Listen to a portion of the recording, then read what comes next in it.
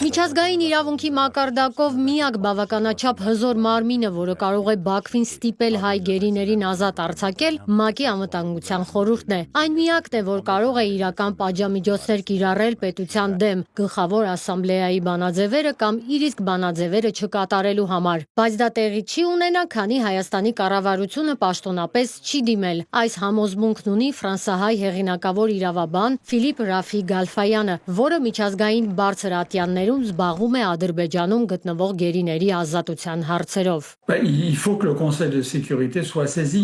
Անվտանգության խորհրդին կարելի է դիմել երկու եղանակով, կամ Գլխավոր ասամբլեան է մեծամասնության որոշում եւ անվտանգության խորհրդից պահանջում զբաղվել հայ պատանդների հարցով, կամ խորհրդի անդամ պետություններից մեկն է այդ հարցը բարձրացնում։ Ինչպես գիտեք, անվտանգության խորհուրդն ունի 15 անդամ, որոնցից 5-ը մշտական են։ Դրանք են ԱՄՆ-ն, Հուսաստանը, Չինաստանը, Ֆրանսիան եւ Մեծ Բրիտանիան։ Նրանք նաեւ վետոյի իրավունք ունեն։ Այսօր բավականաչափ պայմաններ չկան Գլխավոր ասամբլեայում, քանի որ նախ Հայաստանը չի կարող մեծամասնության ձայներն ապահովել, եւ համենայն դեպս նա որևէ պահանջ ներկայացնելու մտադրություն էլ չունի, առավել եւս անվտանգության խորհրդում։ Այսպիսով, այս տարբերակի մասին մոռանանք, քանի որ այն իրատեսական չէ։ Ֆրանսահայ իրավապաշտպանը ձեռքերը ծալած չի նստում։ Նա այս տարվա սկզբից ԵԱՀԿ-ում գործընթաց է սկսել, որ միջկառավարական կազմակերպությանը դրդի վերահսկողություն եւ դիտորդություն իրականացնել Ադրբեջանում հայ գերիների դատավարություններին։ Իմ նախաձեռնած գաղափարն այն էր, որ մենք դիմենք այսպես կոչված Մոսկվայի մեխանիզմին, որը ԵԱՀԿ-ի նախատեսած գործիք է եւ թույլ է տալիս գործարկել միջազգային փաստահավաքառակելություն, բաղկացած 3 փորձագետներից, որոնք ընտրվում են ԵԱՀԿ-ում հավատարմագրված փորձագետների ցուցակից եւ նպատակաուղղված են հետաքննել այն հարցերը, որոնք նախապես սահմանում են ԵԱՀԿ անդամ պետությունները։ Մենք անդամ պետություններին առաջարկել ենք, որ այդ հետաքննությունը կենտրոնանա ընդհանուր առմամբ Ադրբեջանում քաղաքական նկատառումներով ձերբակալման, կալանքի եւ դատավարության պայմանների վրա, հատուկ ուշադրության արժանացնելով հայ գերիներին,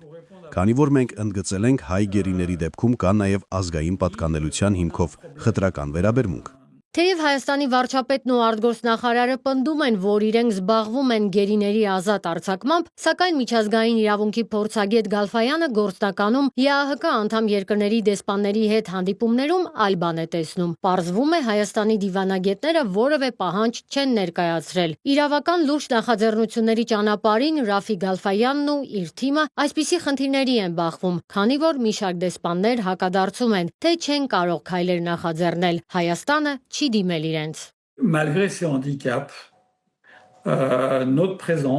Չնայած այս խոչընդոտներին, մեր ներկայությունը, մեր բանավոր ելույթները, դիվանագիտական մարմինների հետ ունեցած մեր հանդիպումները ցույց են տալիս, որ մենք կանք եւ որ ԵԱՀԿ-ն պետք է քննարկի այս խնդիրը։ Այդպիսով, մենք ԵԱՀԿ-ին եւ նրա բոլոր անդամներին հիշեցնում ենք այս հարցում իրենց պարտավորությունների մասին, քանի որ ԵԱՀԿ-ն ի սկզբանե զուտ դիվանագիտական կառույց չէ։ Այն ստեղծվել է հարգելու եւ պաշտպանելու այն իրավունքները, որոնք սահմանված են Հելսինկյան սկզբունքների հիման վրա։ Սա փաստորեն բոլոր անդամ պետություններին կարգի հրավիրելու եւ Հելսինկյան սկզբունքները հիշեցնելու միջոց է։ Երկրորդ, մեր այս քայլը ստիպում է եւ Հայաստանի, եւ Ադրբեջանի կառավարություններին դուրս գալ իրենց խրամատներից։ Մենք բավականի պարադոքսալ իրավիճակի ենք հասել, երբ քաղաքացիական հասարակությունն է կարգի հրավիրում այս բոլոր կառավարություններին, ներառյալ Ադրբեջանի եւ Հայաստանի։ Ռաֆի Գալֆայանը մատնանշում է Վաշինգտոնյան նախաստորագրված համաձայնագիրը, որտեղ գերիների մասին որևէ կետ չկա, եւ հավելում է. Հայաստանն ընդդեմ Ադրբեջանի գործով արդարադատության միջազգային դատարանի որոշումները միակ հաղթանակն էին, որ Հայաստանը ձեռք է բերել, միակը իրավադիվանագիտական հարթությունում, եւ Հայաստանը դրանից հրաժարվեց, այդ հաղթանակը զոհաբերելով հանուն միանգամայն կասկածելի խաղաղության։ Գալֆայանը կոչ է անում Սփյուռքի եւ Հայաստանի հայերին գիտակցել, որ այնինչ այսօր տեղի է ունենում Ղարաբաղի նախկին ղեկավարների հետ, կարող է վաղը տեղի ունենալ Հայաստանի քաղաքացիների հետ։ Հասմիկ Առաքելյան, Reopen Media։